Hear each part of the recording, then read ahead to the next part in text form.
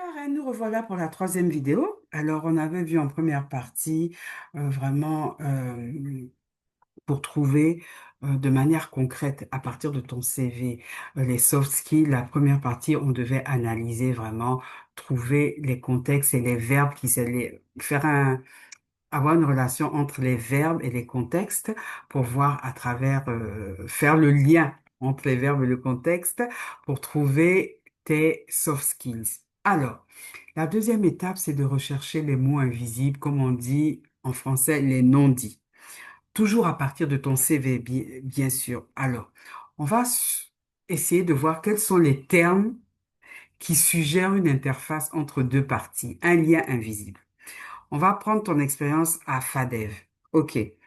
Coordination avec les parties prenantes. Quand on fait une coordination, qu'est-ce que ça sous-entend?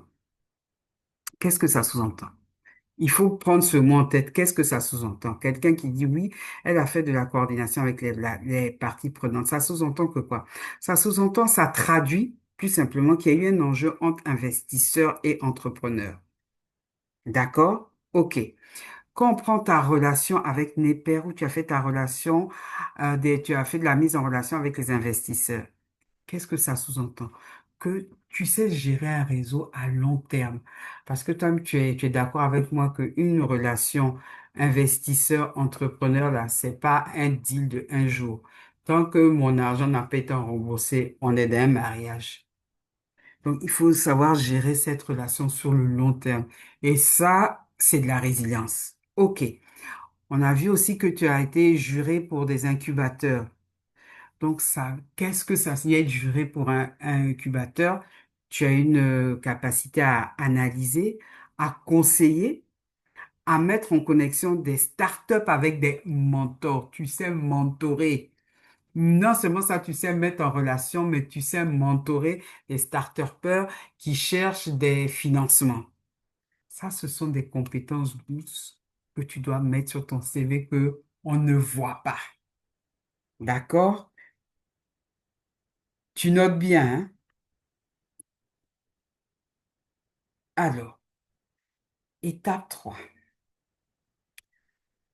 Tout ce que j'ai bien dit, c'est bien sympa, mais je vais repartir à la première étape qu'on avait vue, le storytelling. Comme je t'ai dit que détecter ces soft skills commence toujours par une intuition. Oui, on dirait que, on m'a dit que, etc., etc. Comment on fait si, par exemple, tu n'as pas le temps d'analyser ton CV, tout ça, c'est trop long. Ok, d'accord. Tu veux simplement confirmer ton intuition que ça devienne un fait et non une devinette. Si je rencontrais Karen aujourd'hui, si je rencontre Karen et que je lui demande comment est-ce que tu as pu identifier et convaincre les investisseurs lorsque tu travaillais à NEPA pour faire du seed funding? Peut-être que tu vas me citer, ah, j'ai mis en contact telle personne avec telle personne pour faire ce projet-là et j'ai eu les recommandations de telle personne. C'est ce que tu vas me répondre. OK. Je vais dire, ah, moi, voilà ce que je vais dire. Ça, c'est ce que tu vas me dire, hein. Si elle a pu faire ça, elle a pu faire, c'est qu'elle a un réseau latent qui est là. Mise en relation. D'accord. Je peux te demander aussi, comment as-tu trouvé des partenaires commerciaux au Mali et que tu as bouclé le deal de 120 000 euros? Si tu me réponds, ah, mais par rapport à ça, j'ai contacté un ancien collègue de la Générale et voilà, c'est comme ça que le deal est parti. Elle s'est recyclée ses relations. Donc, ça fait que au niveau du réseau, tu gardes tu arrives à t'entendre, avoir un réseau sur le long terme, avoir des bonnes relations avec les gens sur le long terme, ce qui n'est pas donné à tout le monde.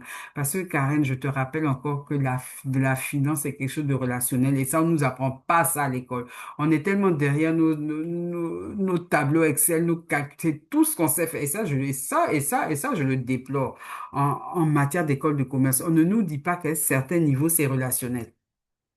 Enfin, bon, je ne sais pas. Ça, je ne sais pas pourquoi, je ne sais pas. Je ne vais pas rentrer dans ça. Mais quelqu'un qui sait gérer son réseau, qui a un réseau latent qui est là, et qui sait recycler même les personnes avec qui elle a travaillé, vous ne vous fréquentez plus, et qui arrive à te donner un tuyau pour boucler un deal, Carole, c'est une compétence douce qui est là, c'est un soft skill. Et ça confirme ton intuition que tu sais faire de la mise en relation. D'accord? Maintenant qu'on a vu tout ça, on a vu le storytelling, on a vu comment analyser, comment trouver que tu as des soft skills à travers ton show CV. On a vu même comment même vraiment tester ton intuition. On va avoir des preuves. OK. On va nous demander des preuves. Tout à l'heure, j'ai dit oui, c'est vrai, elle a un réseau latent. Voilà, elle sait réveiller ses anciennes relations, mais quelles sont les preuves? OK. D'abord, comme je t'ai dit, tu sais faire la mise en relation, on appelle ça avoir une architecture de réseau d'influence. Voilà. Quelles sont les preuves? Quelles sont les preuves? Tu vas me dire oui, oh, ben je crois pas. Non, non, non, non, non, quelles sont les preuves? Je vais te dire, ah, Karen, moi, je vois en toi que tu as une compétence de mise en relation. Quelles sont les preuves?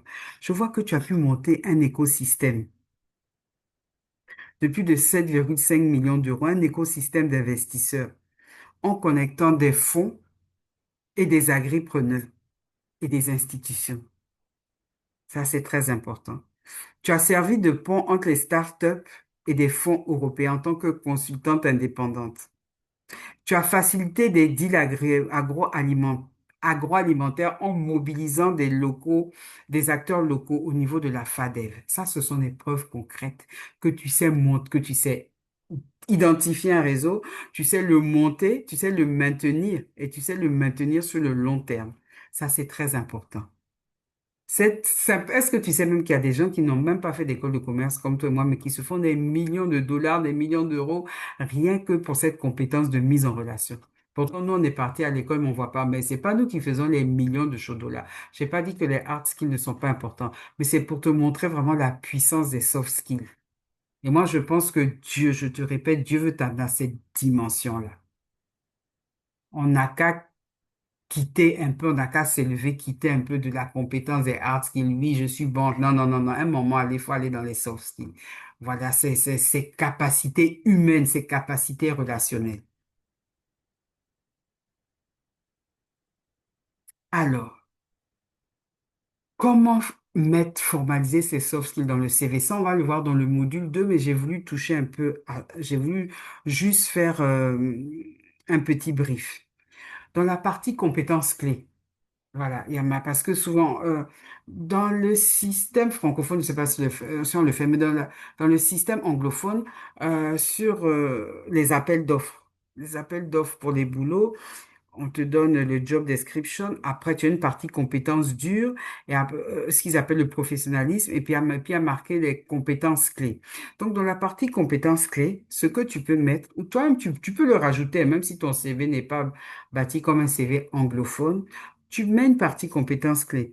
Création d'écosystèmes, mise en relation stratégique, investisseurs, entrepreneurs, secteur public, etc., etc.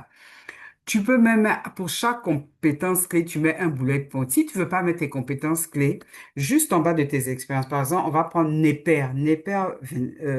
Venture. Tu vas mettre ce que tu as fait, ce qu'il y a sur ton CV actuellement, mais tu ajoutes une ligne en bas avec un bullet point.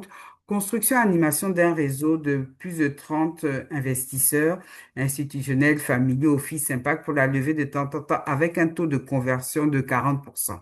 Voilà, ça, on va le voir dans le module de comment faire, comment réécrire son show CV pour mettre en avant tes soft skills. Voilà.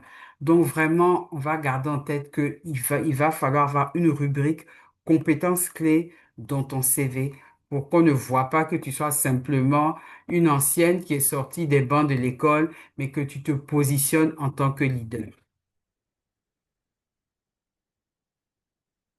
Alors, pourquoi cette méthode est efficace? Pourquoi cette méthode du storytelling elle est efficace? Parce que d'abord, elle est basée sur les faits. Il n'y a pas de devinette. Toi-même, tu as vu qu'on est parti à partir de tes expériences, à partir de ton CV. J'ai juste fait une lecture et j'ai lu entre les lignes. Bon, j'ai l'habitude de le faire maintenant, hein. Tu vois, ça, c'est ce que je fais, les conseils en HR. J'ai pas été formé dessus, hein. En fait, même la formation que j'ai faite aux Nations Unies, c'était plus pour faire des entretiens d'embauche. Voilà. Mais c'est une passion que j'ai développée comme ça. Je te vois, je peux te dire, ah, Dieu t'a donné tel don, tel don, tel don. Jusqu'à aujourd'hui, Dieu me permet d'en faire une formation. Peut-être que je devrais pousser un peu plus. Ça, je ne sais pas. Voilà. Mais pourquoi cette méthode est efficace? Parce qu'elle est basée sur les faits. Il n'y a pas de devinette. On est parti à partir de ton CV. Ce sont les actions, ce sont tes expériences que tu as posées. Pourquoi je trouve ça efficace? Parce que c'est quelque chose de valorisant. Parce que ça te permet de réaliser que tu as une compétence que tu sous-estimais. Karen, tu as une grande compétence de mise en relation. C'est quelque chose de actionnable que tu peux utiliser, que tu peux mettre en avant tout de suite, et tu peux cibler même des postes de leader. Voilà pourquoi moi j'aime vraiment cette tactique-là, cette méthode. Et résultat, c'est que là, tu as mis dans ton CV, je lève des fonds. Mais non, non, non, non, non, tu lèves pas des fonds. Tu crées des synergies qui génèrent des levées de fonds. C'est ce qu'il faut mettre sur ton CV, c'est ce qu'on doit voir. Voilà. Donc, c'est comme ça que tu vas traduire cette compétence de mise en relation en langage de venture capital. Donc, on va s'arrêter là avant de faire la dernière vidéo. OK?